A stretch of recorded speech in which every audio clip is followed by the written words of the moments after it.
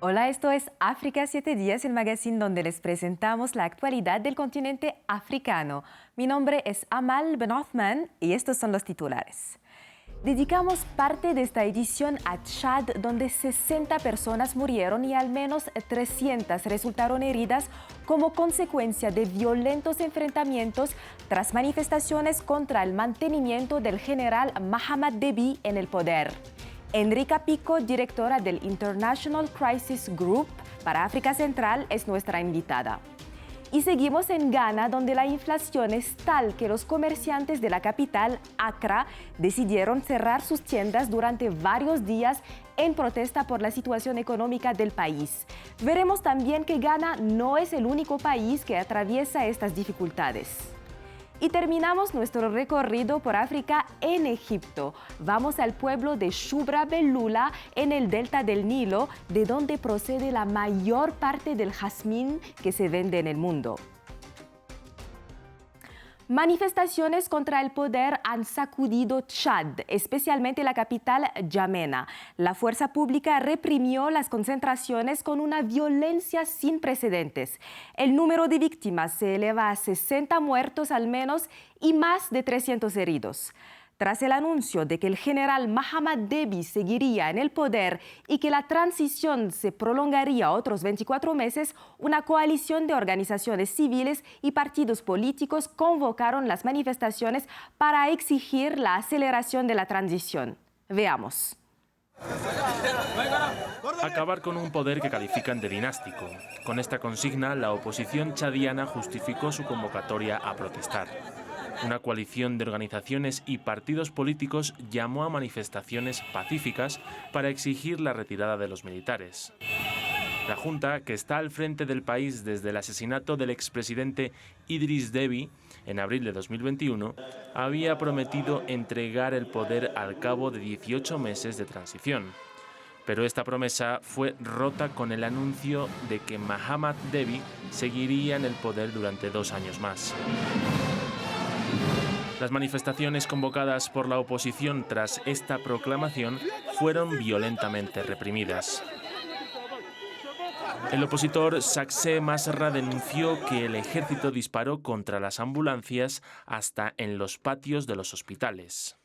Chad, 20 de octubre de 2022. Disparan a las ambulancias en los hospitales.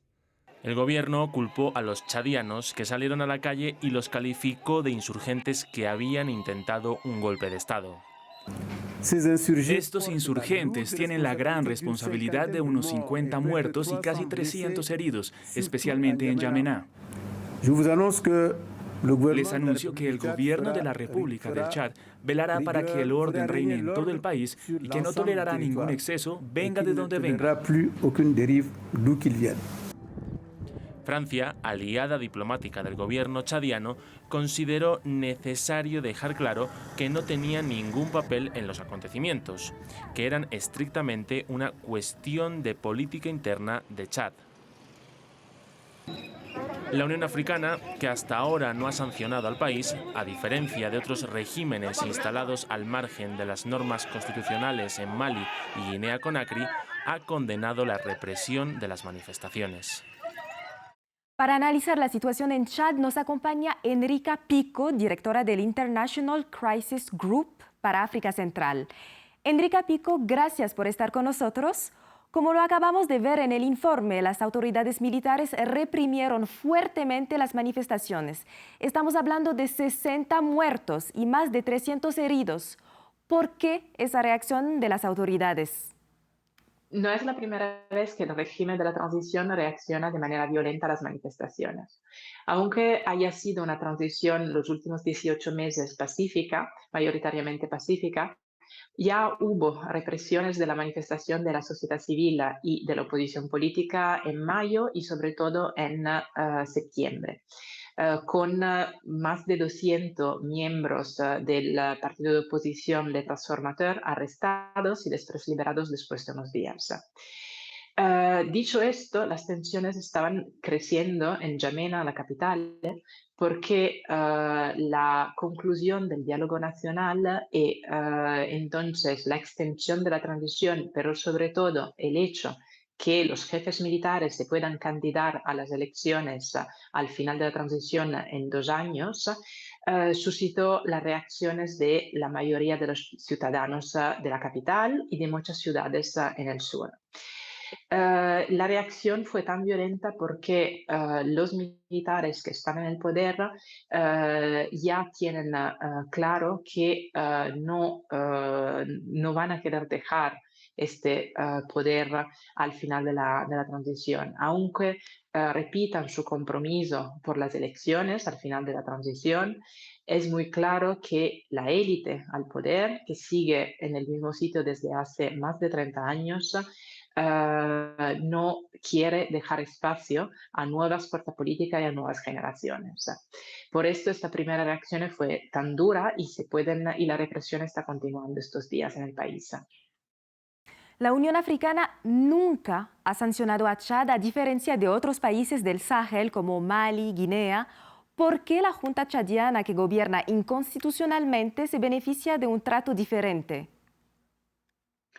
Sí, de hecho la Unión Africana no sancionó Chad en abril 2021, pero puso dos condiciones muy claras para evitar estas sanciones. La primera condición era que la transición no durara más de 18 meses renovables una sola vez. Y esa condición ya ya el régimen la está saltando. La segunda condición, aún más importante para la mayoría de los chadianos, era que los miembros de la transición, de la Junta Militar y del gobierno de transición, no pudieran presentarse a las elecciones que tenían que marcar la vuelta a la democracia.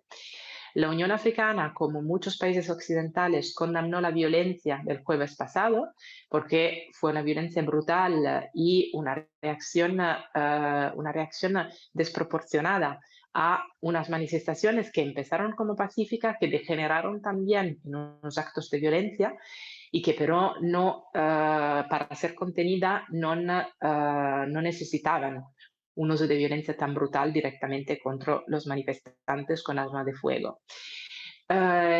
Pero no condenaron la Junta, no condenaron puramente la Junta por no haber respetado estas condiciones. Entonces, aún esperamos un posicionamiento claro de la Unión Africana y de los otros países occidentales, sobre todo la Unión Europea y la Francia, que estuvieron apoyando la transición, esta fase de la transición hasta ahora, para que digan claramente cómo se posicionan de cara a la próxima parte de la transición.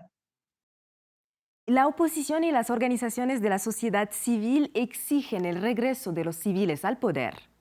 ¿Completar la transición democrática ayudaría al país a salir de la crisis? Estamos hablando de una crisis que no solo es política, sino también económica y social.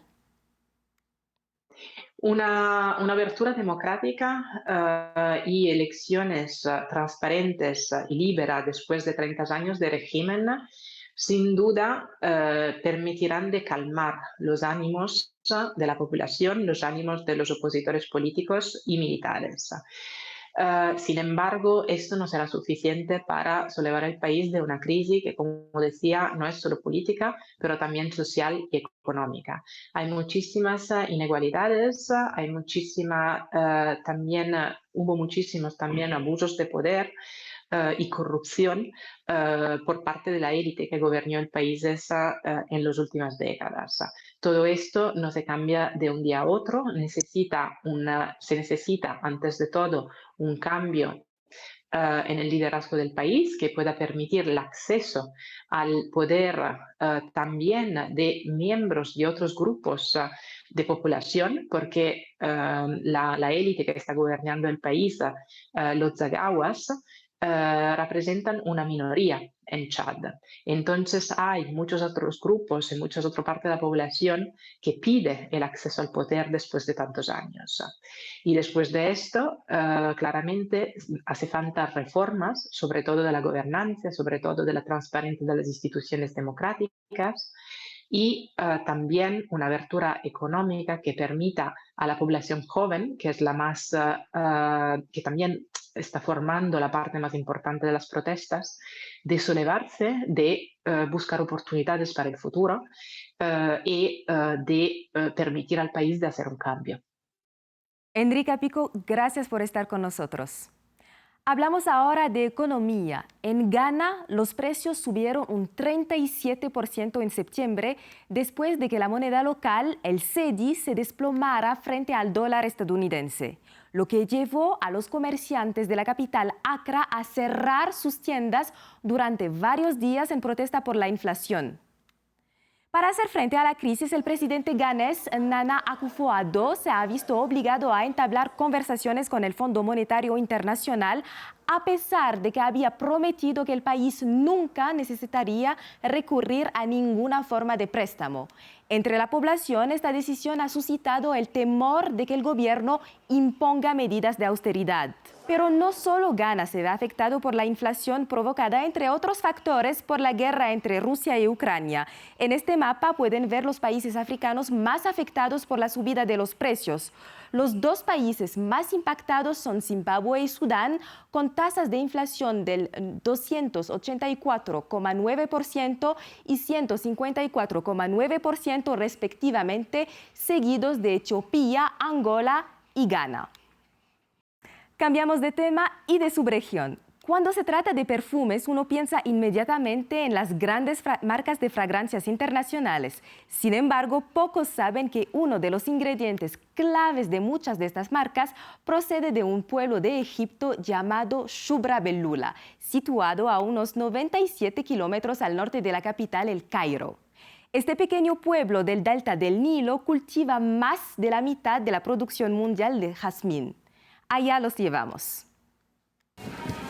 La mayoría de la gente reconocería su aroma floral, pero pocos saben que gran parte de la producción mundial de jazmín procede de aquí, el pueblo de Shubra Belula, en el delta del Nilo, al norte de El Cairo. El cultivo de esta flor es el sustento de la mayoría de los aproximadamente 15.000 habitantes de la localidad. Llevamos 15 años recogiendo jazmín aquí. Se considera la temporada de jazmín para todo el pueblo. La temporada de recolección de jazmín dura unos 6 meses. Empezamos a recoger las flores desde las 3 o 4 de la mañana hasta las 7 u 8. Luego llevamos las flores de jazmín al proveedor que las entrega a la fábrica. Esta es la mejor época del año para recoger las flores, ya que están húmedas porque están cubiertas del rocío y completamente abiertas. En el campo de las aromáticas cubrimos una variedad muy amplia de productos, pero uno de los más emblemáticos es el jazmín. Junto con India, Egipto es básicamente el principal productor y en los últimos 5 o 6 años hemos llegado a producir mucho más de lo que produce India. Pero los últimos años han sido difíciles para los agricultores. Primero se vieron afectados por la pandemia y ahora por la guerra de Rusia en Ucrania. El cambio climático supone otro reto, la disminución de la producción. Aún así, Egipto queda entre los principales productores del mundo. Exporta un concentrado conocido bajo el nombre Absoluto, que se envía a Europa y otros lugares, donde se fabrican la mayoría de los perfumes de las grandes marcas. Así termina la edición de esta semana. Gracias por su sintonía. Nos vemos la próxima semana.